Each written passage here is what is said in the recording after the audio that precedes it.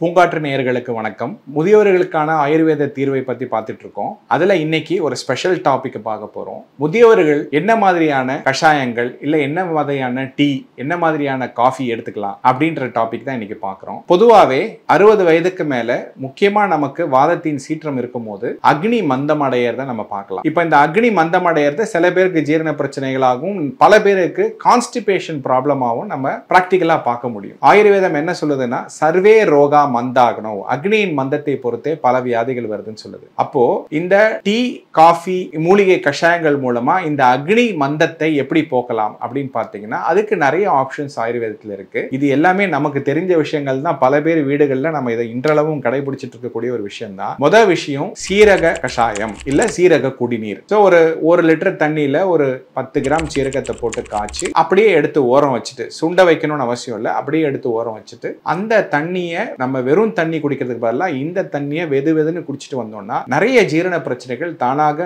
சரியாகிறத நம்ம பார்க்க முடியும். இது நம்பர் 1. அடுத்தது CCFT அப்படின்னு சொல்லி இன்னைக்கு ரொம்ப காமனா ரொம்ப ட்ரெண்டிங்கா இருக்கக்கூடிய ஒரு விஷயம். CCF அப்படின்னா என்னன்னு கேட்டீங்கன்னா cumin, coriander and fennel tea அப்படின்னு சொல்றாங்க. அப்படின்னா ஒண்ணும் இல்ல, கியூமின்றது சீரகம், கோரியாண்டர்ன்றது தனியா, ஃபெனல் அப்படின்றது சோம்பு. இந்த 3 விஷயங்களும் போட்டு நான் முதல்ல சொன்ன மாதிரியே கஷாயம் பண்ணி குடிக்கிறது நம்ம உடம்புல இருக்கக்கூடிய நச்சுகளை நீக்கிறது, நம்மளோட ஜீரணத்தை நல்லது பண்ணுது அப்படின்னு சொல்லி இந்த CCFT ஒரு காமன் ட்ரெண்டிங் டீயா இருக்கு. ஸோ இதுவும் நம்ம அக்னியை சரி பண்றதுக்கு பயன்படுத்தப்படும். பசியே இல்லை அப்படின்னா அவங்களுக்கு புதினா டீ, வெறும் புதினாவை போட்டு காய்ச்சி தேவைப்பட்டா அதுல கொஞ்சம் வெல்லமோ இல்ல வேற ஏதோ ஒரு இனிப்பு பொருளோ தேனோ ஆட் பண்ணி அதை குடிக்கிறது மூலமா பசி நன்றாக எடுக்கும். பொதுவா குழந்தைகளுக்கு இந்த டீ வாசமா இருக்கிறதுனால இது ரொம்ப பிடிக்கும். இதை நீங்க சரியா சாப்பிடாத குழந்தைகளுக்கு இதை தினசரி கொடுத்துட்டு வந்தீங்கன்னாவே நல்ல ஒரு பலனை குடிக்கும். அடுத்து ஓமத்தீநீர். பொதுவா ஓமத்தேநீர்னு சொல்லலாம், ஓமத்தீநீர்னு சொல்லலாம். ஓமத்தீநீர்னா அதுல இருந்து எடுக்கப்படுற எக்ஸுடேட். ஓமத்தேநீர்னா நம்ம ஓமத்தை போட்டு இதே மாதிரி காய்ச்சி எடுக்கக்கூடிய டீ ஆனது குழந்தைகளுக்கு மட்டும் இல்லாம பெரியவர்களுக்கு ஏற்படக்கூடிய ஜீரண பிரச்சனைகளுக்கும் ஒரு வரப்பிரசாதமா இருக்கும். ஸோ இதெல்லாம் ஜீரணம் சார்ந்த நாம் குடிக்கக்கூடிய ஒரு டீ வகையை சார்ந்த பொருட்கள் ஆகும். அடுத்து பெரியவர்களுக்கு இந்த தூக்கம் ஒரு பெரிய பிரச்சனையாவே இருக்கும். அவங்கெல்லாம் என்ன பண்ணலாம்னா ராத்திரியில பாலை காய்ச்சி அதுல கொஞ்சோண்டு அமுக்ரா சூரணத்தை போட்டு சாப்பிட்டாங்கன்னா ஒரு மணி நேரத்துல தூங்கும் போது நல்ல ஆழமான ஒரு தூக்கம் வரதை நம்ம பார்க்கலாம். அப்படி அமுக்ரா கிடைக்கலன்னா ஜாதிக்காயை கூட அவங்க ஒரு அரை ஸ்பூன் எடுத்து அதே பால்ல கலந்து சாப்பிடும் போது தூக்கம் நன்றாக வர்றதை நம்ம பார்க்க முடியும். அடுத்து சில பேருக்கு இந்த பித்தம் உடம்புல ஜாஸ்தியா இருக்கும், நெஞ்செரிச்சல், புளியேப்பம், இந்த மாதிரியான பிரச்சனைகள் இருந்துகிட்டே இருக்கும். அவங்களுக்கு பொதுவாகவே உடம்ப குளிர்ச்சி பண்றதுக்கு சில டீகளை நம்ம பரிந்துரைக்கலாம். அது என்னன்னு கேட்டீங்கன்னா அதுதான் நம்மளுடைய செம்பருத்தை டீ, ரோஜா டீ. செம்பருத்தி நான் சொல்ல மாட்டேன், ஏன்னா பருத்தி அப்படின்றதுல காட்டன்ல ஒரு வெரைட்டி ரெட் காட்டன் அப்படின்னு சொல்லக்கூடியது. அதனால செம்பருத்தை அப்படின்றது தான் நம்ம செம்பருத்தின்னு கலோக்கியலா சொல்றோம். சோ இந்த டீ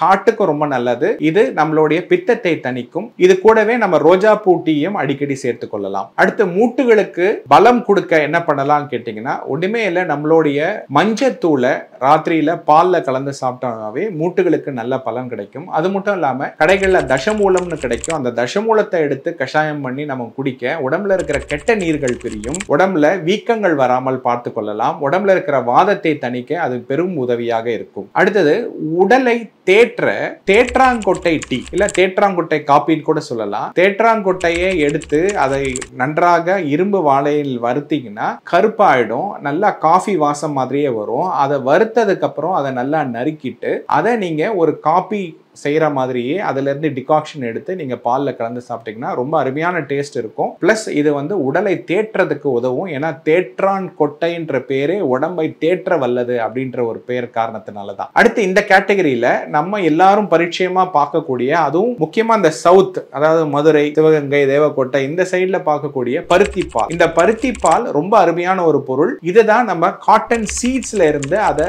கடைஞ்சி அதுல இருந்து செய்யக்கூடிய ஒரு பொருள். இது உடம்புக்கு போஷணம் கொடுக்கிறதுக்கு ஒரு அருமையான மருந்து. இதை நம்ம உணவுல அடிக்கடி சேர்த்துக்கலாம். பருத்தி கொட்டையில இருந்து நாங்க எண்ணெய்கள் செய்யறோம். அந்த எண்ணெய்கள் கழுத்து எலும்பு தேய்மானத்துக்கு கூட கொடுக்கிறோம். அவ்வளவு ஒரு மிகச்சிறந்த மருந்தாக உடலை தேற்றவும் எலும்பு சத்துக்கும் இந்த பருத்தி பால் அமைது. அடுத்து முதியவர்களுக்கு வந்து இந்த ஞாபக சக்தி ஒரு பெரிய பிரச்சனையா இருக்கும். சரியா நிறைய விஷயங்களை ஞாபகம் வச்சுக்க முடியாது. அப்ப இந்த ஞாபக சக்திக்கு எதுவும் டீ இருக்கான்னா கட்டாயம் இருக்கு. அதை தான் நம்ம சங்குப்பூ டீன்னு சொல்றோம். இந்த சங்குப்பூகளை எடுத்து உலர்த்தி அதை வந்து நம்ம 1 லிட்டர் தண்ணிக்கு ஒரு 10 கிராம் சங்குப்பூ போட்டு அதை காய்ச்சி நம்ம தண்ணீராக குடிக்கலாம். இல்லைன்னா ஒரு 100 ml தண்ணியில இதை போட்டு கொதிக்க வச்சு டீ மாதிரி வடிகட்டி அதுல தேனோ இல்லைன்னா வெள்ளமோ சேர்த்து சங்குப்பூ டீ ஆகவும் குடிக்கலாம். இது அடிக்கடி நம்ம குடிச்சிட்டு வர நம்மளோட ஞாபக சக்தியை அதிகரிக்கிறத நம்ம பார்க்க முடியும். அடுத்து முதியவர்களுக்கு வழக்கம் போல எல்லாருக்குமே இந்த வெயிட் ஒரு பிரச்சனையா இருக்கும். அவங்களுக்கு ஒரு டீ இருக்கா அப்படின்னு கேட்டீங்கன்னா கட்டாயம் இருக்கு. அதுதான் நம்மளுடைய